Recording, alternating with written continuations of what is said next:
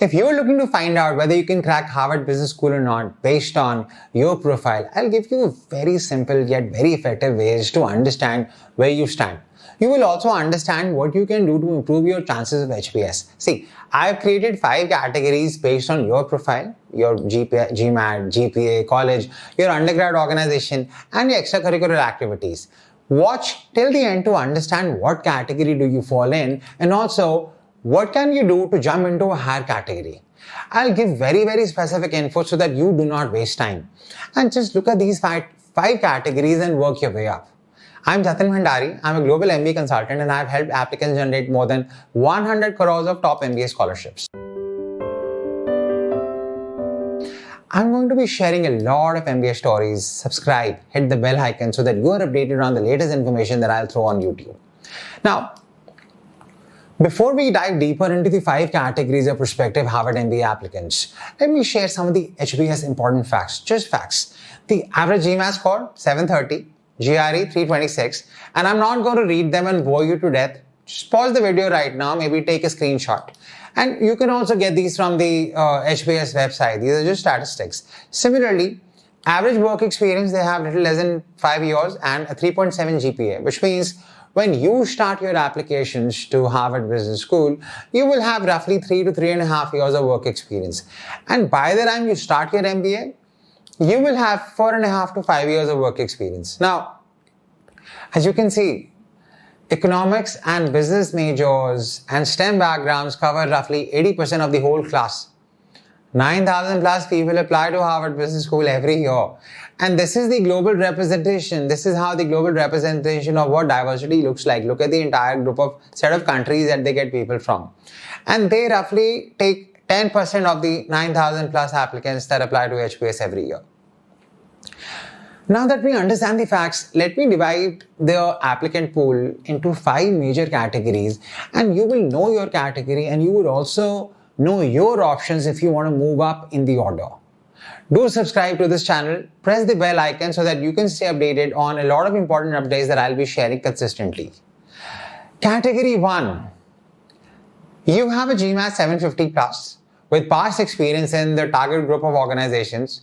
Your organization, essentially recruits from the school, and you worked with companies such as McKinsey, Bain, BCG, or a bulge bracket investment bank, top tier consulting firms, private equity firms, feeder private equity firms, not every private equity firm, Facebook, Google, Microsoft.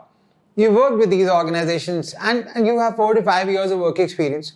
You've completed your undergrad from a top 3-4 colleges, from one of the top 3-4 colleges of your country, IITs for India, in India for example.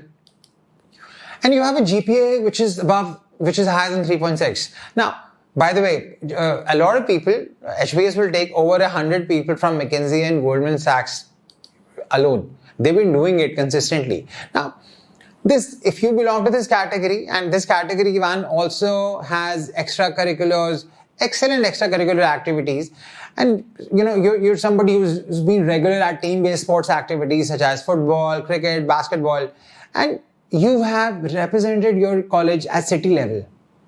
You're also active in the alumni association of your college and you've done decent charity work. Well, guess what? You are a very strong applicant for Harvard if you belong to category 1. And by the way, if you are a she with the same statistics, the chances are even better as you will help them fill 2 of their major minority buckets. Percentage of internationals, percentage of international women. By the way, a 3rd percentage as well, percentage of international women. Yeah.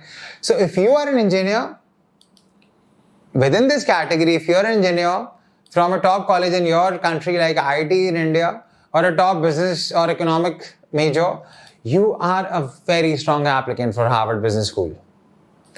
Second category. You have everything from category 1, but you do not belong to the target list of companies. And you're not a part of the Fortune 500 or Fortune 1000 companies, and you work for a lesser known organization, but you have everything else from the category 1, and your organization, the organization that you work for, has done some serious funding rounds in the recent past and is giving you an opportunity to do a lot of heavy lifting in execution. You're taking a lot of initiatives and working right next to the executive leadership. You're working right with them, and you work maybe probably for a 500 to maybe a 2,000 people company, and you're getting your hands really dirty with scaling products, dealing with money, essentially doing things that someone at Google with 4 years of work experience won't get to do easily. Again, you should definitely consider applying to Harvard. Third category, you have everything from category 2 and your GMAT score is in the 750, 760 range, but the company that you work for is neither heard of nor in the steroids growth stage. And in extracurriculars, you're just average. Then you should understand that even though statistics matter at Harvard, but without strong extracurriculars or without a great undergrad college, only a GMAT score of 750 to 760 will not work. Find out what is the spike of your life, something that sets you apart from a lot of other people.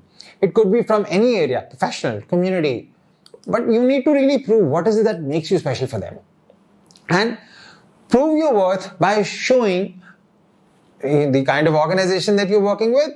Make them understand why should they take you based on the fact that you work for a non-feeder organization, you don't have the steroid experience in the category 2, and showcase a strong reason that made you join this organization. I will also recommend in this category that go and do an in-person interview on HBS campus. If you think you can sell yourself better in person, do your interview on ground. See, instead of being thrown in the also applied pool, you will at least show your face and prove that you made an effort. Next category. Consider another scenario. You have everything from category 1. Everything in your profile is strong. You worked at target group, you have strong undergrad GPA, and you went to a decent college as well.